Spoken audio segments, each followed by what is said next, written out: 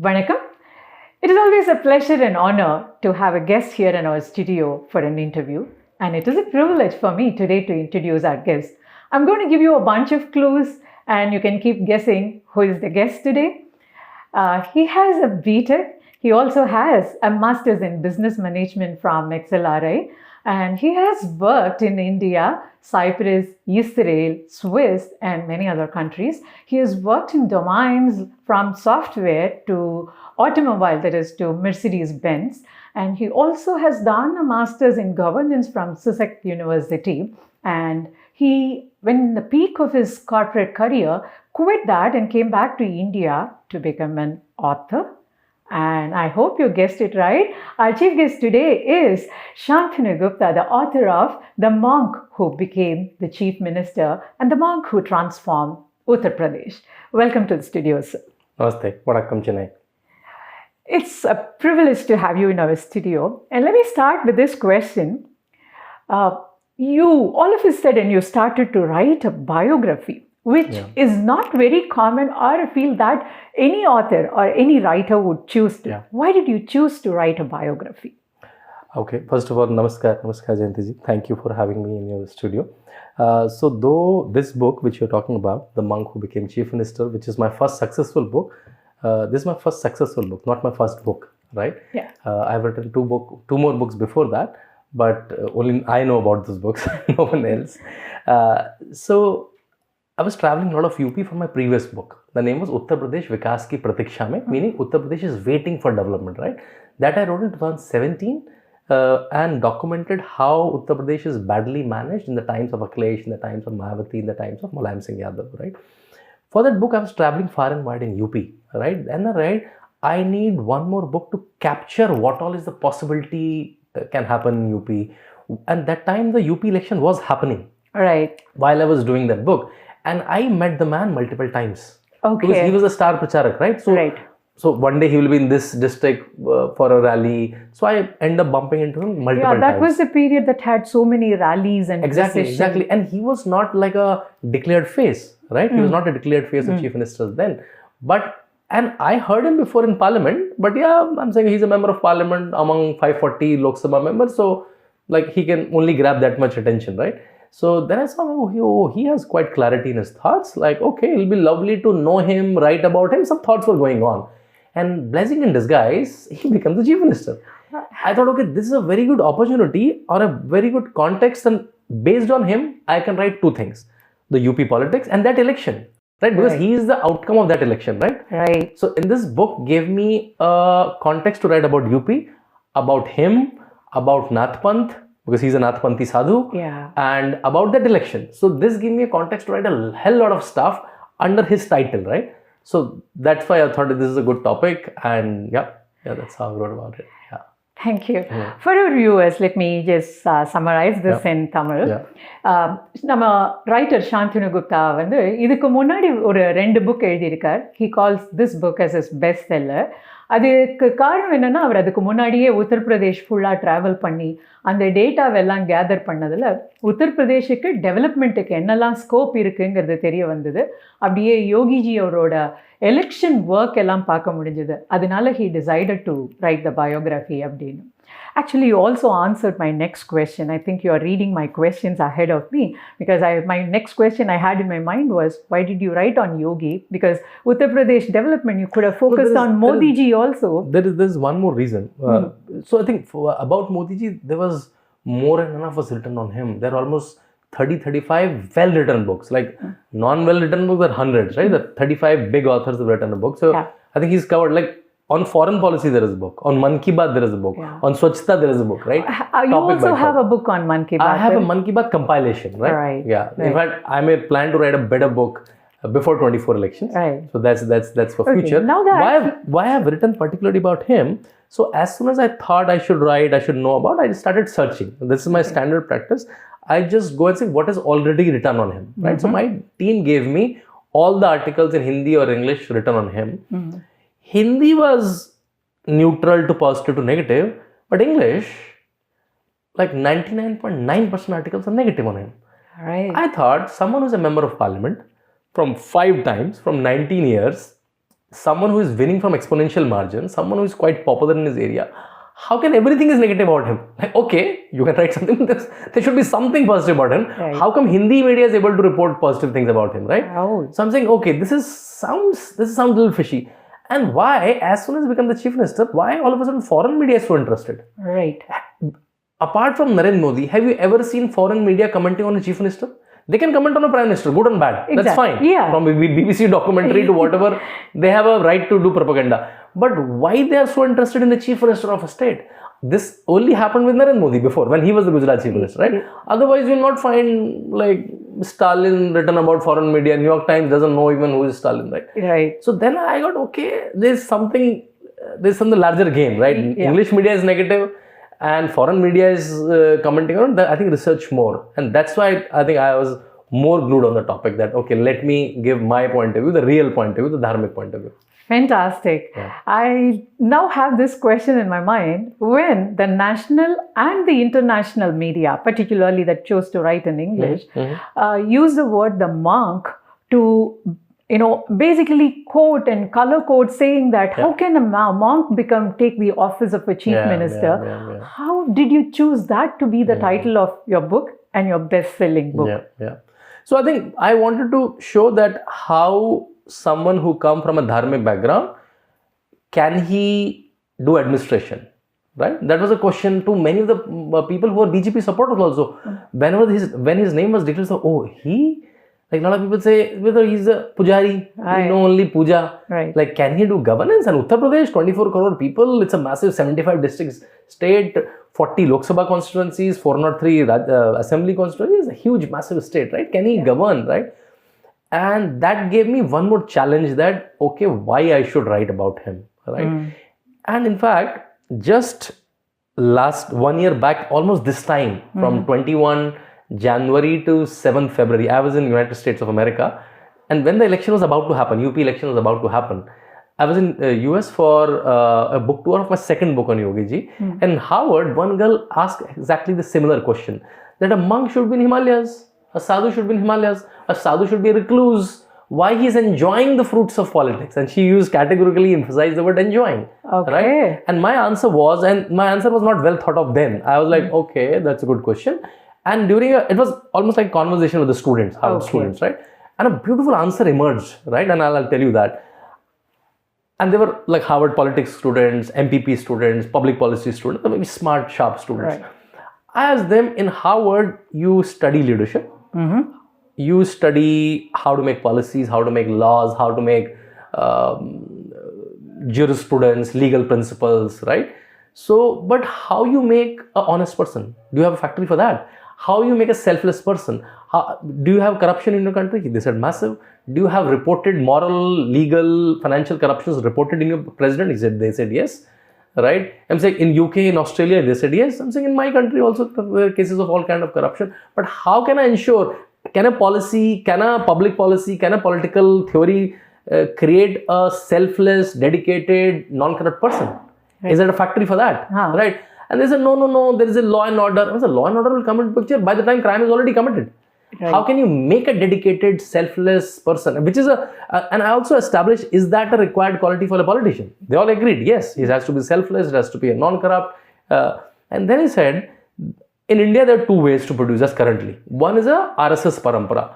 Because see, I can't teach you honesty in a 2-day workshop, right? Right. I can teach you some gyan, but it should be imbibed. You have to live that life, right? So that life, you have to live like a saint, right? Where you kill yourself. You know, right? In Indian sannyasa parampara, you do a pindadan of yourself. Right. That's why you change kill your yourself name. And you kill yourself. You kill your belongingness to your body, to your senses, to your parents. Yeah. To your name. Your name. Yeah. In fact, in his election papers, he writes his name as Mahanta Vedranath, not his biological father Anand Singh Bisji. Right. Right. So either you learn that selflessness through a ascetic parampara of long time, right? Right. Or someone like RSS, which is Vyakti Nirman, where you live that kind of life for 2-3 decades, where we have our Prime Minister. Right. So we have at least these two, conduits, right? These funnels, these pipelines, which can give you this kind of people. Do you have any framework in Harvard?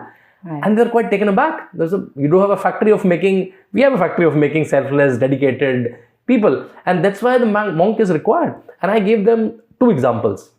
When he became the chief minister, the first file that came to him was which car you need.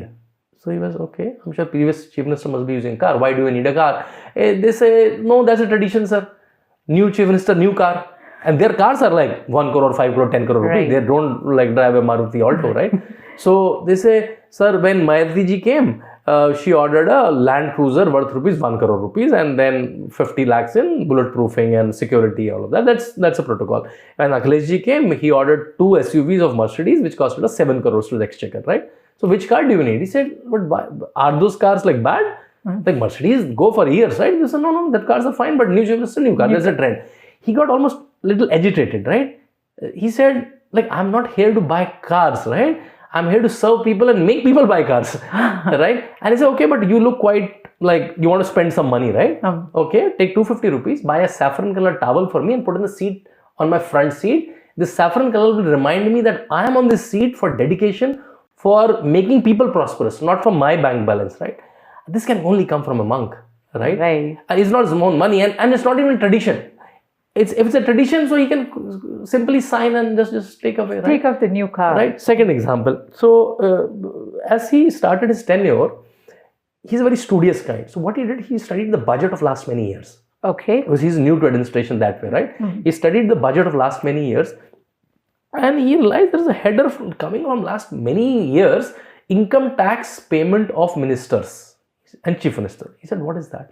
He said, son, in VPC Singh, you know VP Singh? The Prime Minister, he was the chief minister of UP also. Okay. In some times. During when VP Singh was the chief minister, he for some reason found chief minister and ministers very poor and he passed a law that their income tax will be paid by the government of UP. He said, what is that? Right? He said, like, strike it from like, not today, right now. He said, my 4th class employees, to my teachers, to my hospital walas, to my secretaries, everyone pays taxes. Why a chief minister? Why I can't pay my taxes? Why my ministers can't pay my taxes? A 40-year practice was just struck by in a single minute, right? So you need a monk for that, right? Exactly. So multiple examples in my book. If I go on endless, something. So being a monk is like, is not like just by the way. It adds a huge value of selflessness, dedication, hard work to the whole process of governance. That's why I'm saying we should find more monks, in fact. Exactly. Looks like Raj Rishis, as we used to call them. Exactly. Right? Exactly. Yeah. Our author நம்ம கிட்ட என்ன சொல்றாருன்னா, நாம ஏன் இந்த புக்குக்கு title Monk அப்படிங்கிறது, அதாவது ஒரு சன்னியாசி அப்படிங்கிறத வச்சானா, சன்னியாசி அப்படிங்கிறதே வந்து ஒரு தியாகத்தை குறிக்கிறது. துறவிகள் தான் எல்லாத்தையும் துறந்தவர்கள், அவங்களால தேச நலனை மட்டுமே பார்க்க முடியும். அதனால இந்த புக்கோட டைட்டில் வந்து மாங்க்னு சூஸ் பண்ணோம். அதுக்கு அவர் கொடுத்த உதாரணம் வந்து யோகி ஆதித்யநாத் அவர் ஆஃபீஸில் ஃபஸ்ட் பேப்பர் சைன் பண்ணுறது வந்தப்போ அவரோட புது கார் அவருக்கு வாங்கணும்னு கேட்டப்போ, ஏன் முந்தின சீஃப் மினிஸ்டர் யூஸ் பண்ண காரே யூஸ் பண்ணலாமேன்னு கேட்டதுக்கு, எப்போவுமே இட் இஸ் எ ட்ரெடிஷன், பழைய காரை யூஸ் பண்ணுறதில்ல, புதுசாக தான் வாங்குவோன்னு. அந்த காரோட விலை என்ன அப்படின்னு கேட்குறப்போ 1 crore plus 50 lakhs ஆஃப் அடிஷ்னல்னு சொன்னப்போ, யோகி அது வேண்டாம், நீங்கள் ஒன்று பண்ணுறதா இருந்தால் நான் ஒரு காவி துண்டு வாங்கி அந்த சீட்டில் போடுங்க, அந்த காவி அப்படிங்கிறது எனக்கு தியாகத்தை, நான் மக்களுக்கு சேவை பண்ணணுங்கிறத ஞாபகப்படுத்தும் அப்படின்னு சொன்னேன். So moving on to the next question. You have written your book before this that Vikas ki Pratiksha mein. So you have seen the Uttar Pradesh in its bad status or pathetic status, and immediately after Yogi assumed the office, in less than 6 months, you wrote this book, The Monk Who Became the Chief Minister. Right. How confident were you that Yogi will be able to implement all the electoral promises? How will he be able to transform? By any chance, do you have an iota of doubt that you might go wrong in going ahead and writing this? Right. So I think you're absolutely right.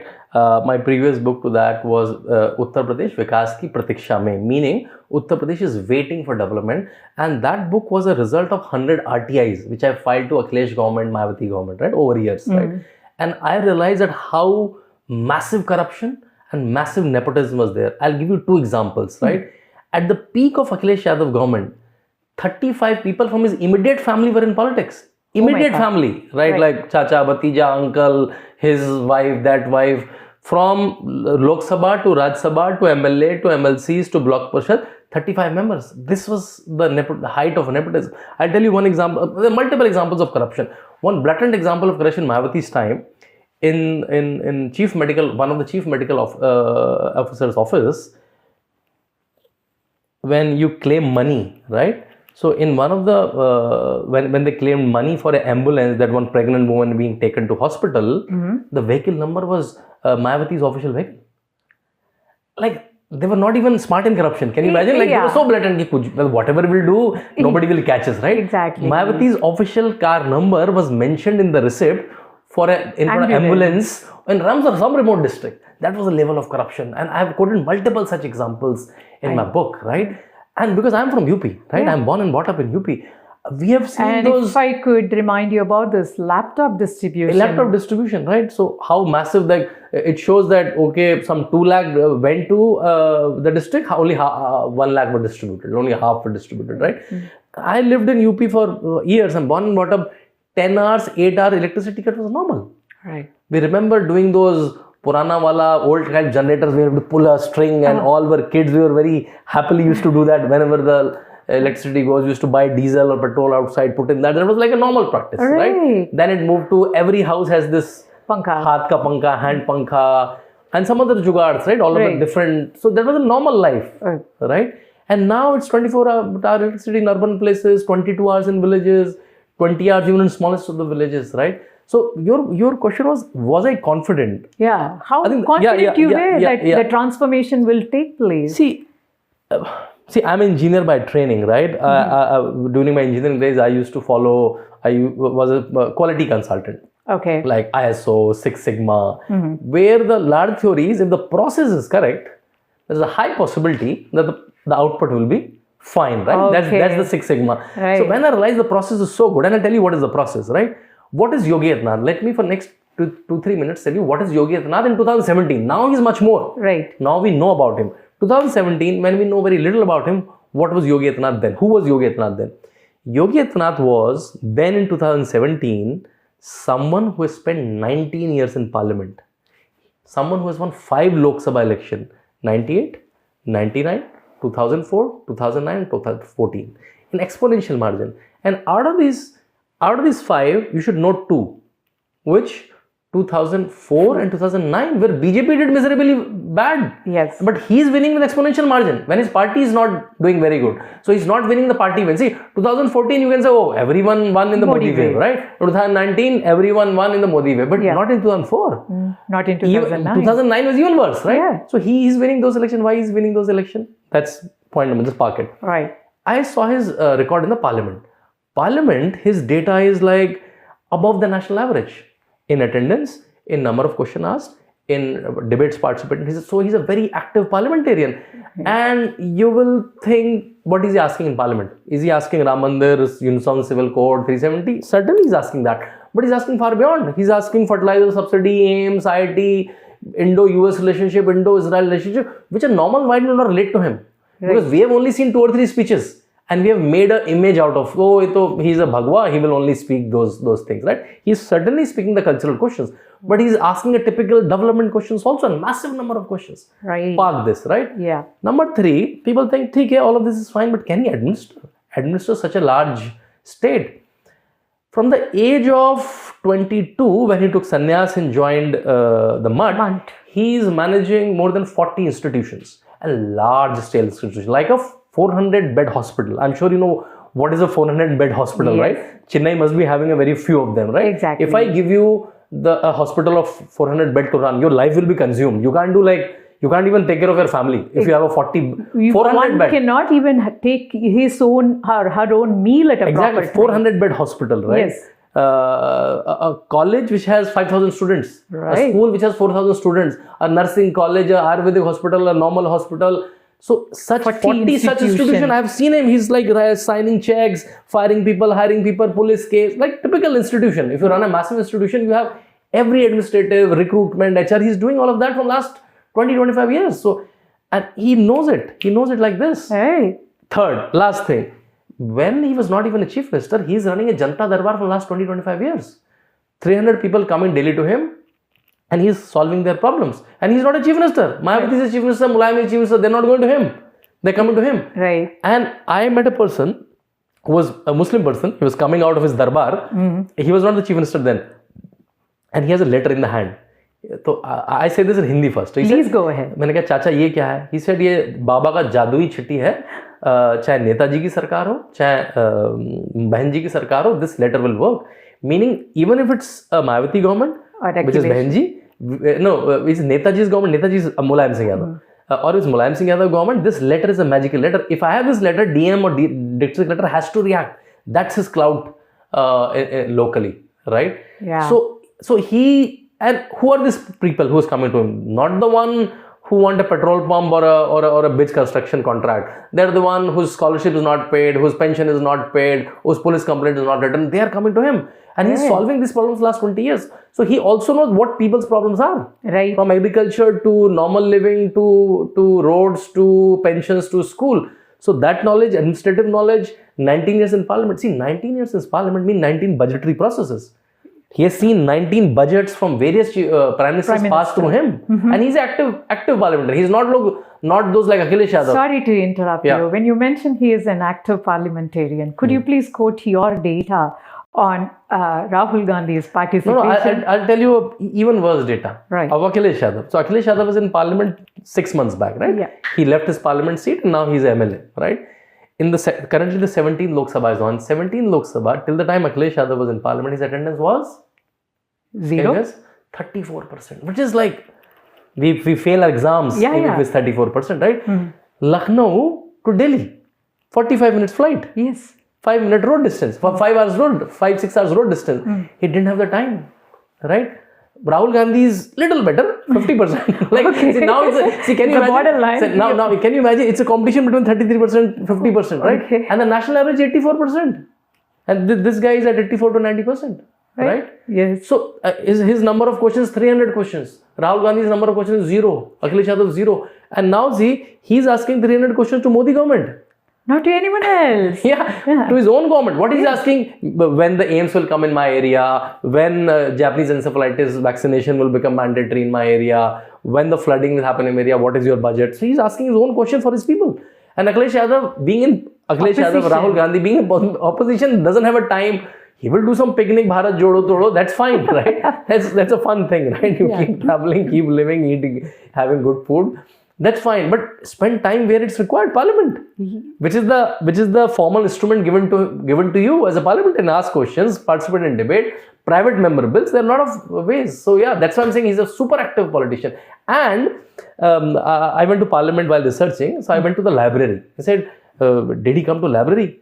He said that's the only place he came. So you know how parliament functions. So parliament gets adjourned very often, right? Yes. So when it gets adjourned, you have multiple options. You go home, which is like the homes are nearby, 10 minutes difference, and keep watching. If the parliament is convening again, you go back quickly. Okay. Or you hang around in canteen, or there's something called central hall where you gossip, and which is also fine. So he never went home back. He never went to because canteen. He has a very calculated food. He carries his own tiffin and all of that. He eats a very non-onion, non-garlic, you know, right? What a saint eats, right? It's why it's very boring to eat with him, right? Otherwise, you have to eat that very less spicy, very normal food. And he doesn't gossip around, so he used to go to library. Okay. And he used to read from like socialist theories to Karl Marx to from old politician, new politicians, everything. So he's a very astute political academician also. Right. Yeah. So that's why I'm saying he's a very active politician, which is all culminating together in the last 6 years that we have seen the huge transformation of UP. Yeah. Fantastic. That's a great source of information that you have shared. And also we know that you had the permission of Yogi ji to sit through his meetings in the early days, some of them. And you were allowed to meet some of his closer network to interact for the book. So in your early days of meeting, because that's the time when Yogi ji was actually transforming the administration. He in fact brought in strict orders that the work does not end from 9 to 5. You have to work for extended hours. And also, as you mentioned, even the bureaucrats were surprised when he was able to comment on various things in a very productive manner. So what was your take, or what was your observation when you sat through this meeting? I think first of all, before answering, first of all, let me commend you for your own research on these questions, which see that you have gone through my content Thank you, and around Yogi ji extensively. So you're right. I think as soon as he came, he did not have any low-hanging fruits. Right. Even the lowest hanging fruit was Far away. Because there was no administration. It was like broken system, right? The economy was bad. We are called the Bimaru state. So Uttar Pradesh was only number one source for Bollywood movies. Yeah. For how Gunda elements, how this element, that was the only inspiration Uttar Pradesh was giving. Okay. Only thing, Uttar Pradesh was number one in crime, right? So first of all, he studied. First month he studied Uttar Pradesh. Okay. In like a student. He took his whole cabinet to I am Lucknow. Oh. The Indian Institute of Management Lucknow, which is one of the old IIMs. He took his whole cabinet for there were 2-3 days to understand the structure of governance, structure of policy making. And then what he did for next 1 month is amazing.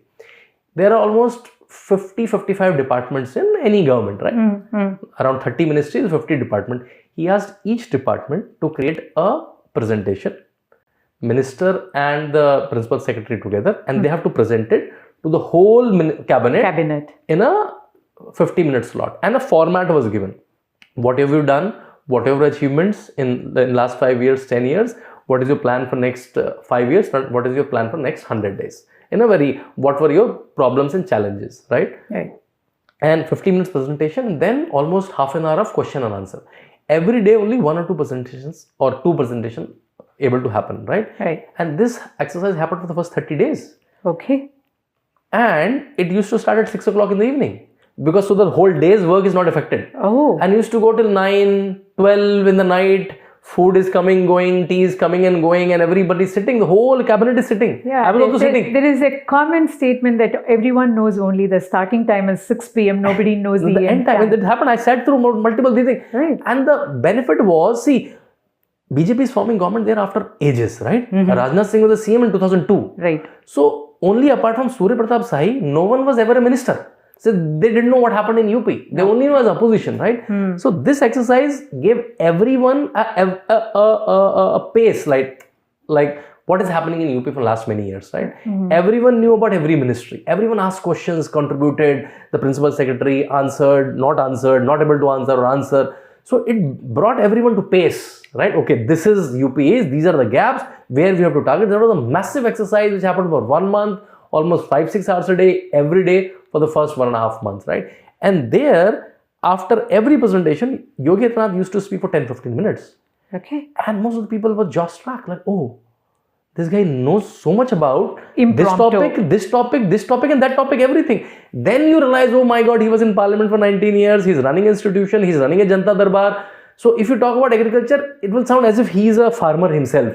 He will tell you the varieties of seeds, which kharif, which is the rabi fasal, what is the quintal rate, what is the MSP in Tamil Nadu. He knows everything about everything. If you talk about teachers, he will talk about curriculum. If you talk about policing, you will sound as if he's a lawyer, right? And one topic which was airports.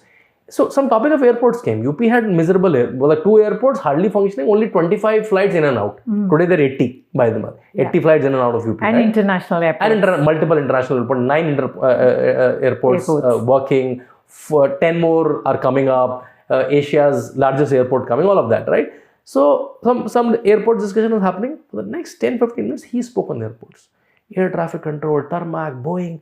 And people were like, oh, is it? Like, how do you know all of this? As if he's reading from a cheat sheet, right? But then you realize even some aviation committee when I was in parliament, right? So that's why he being in parliament for 19 years, and that's, I think is the only chief minister, I think, in India who spent so much time in parliament, then became the chief minister. Right. Narendra Modi is ulta. Yes. So from the state he moved. Which is also very beneficial, exactly. Right? That you understand how a state runs, and now, so he has so much understanding of processes, which is helping the UP bureaucracy, UP ministry, UP transformation. So yeah, all of that. Yogi ji, our chief minister ஆன முதல் ஒரு மாசம் எப்படி study பண்ணினார், உத்தரப்பிரதேஷ்ல நடக்கிறது என்னன்னு, next 1 month எப்படி various டிபார்ட்மெண்ட்ஸை கூப்பிட்டு அவங்களோட பிளான் என்ன, இது வரைக்கும் என்ன பண்ணியிருக்காங்க, ஃப்யூச்சரில் என்ன பிளான் பண்ண நினைக்கிறாங்க அப்படிங்கிற மீட்டிங்ஸ். எப்படி இந்த மீட்டிங் நடக்கும்னா, எவ்ரிடே வந்து 6 மணிக்கு மீட்டிங் ஆரம்பிக்கிறது அப்படிங்கிற விஷயம் மட்டும்தான் எல்லாருக்கும் தெரியும். ஆனால் அந்த மீட்டிங் எவ்வளோ நேரம் நடக்க போகிறதுங்கிறது யாருக்குமே தெரியாது.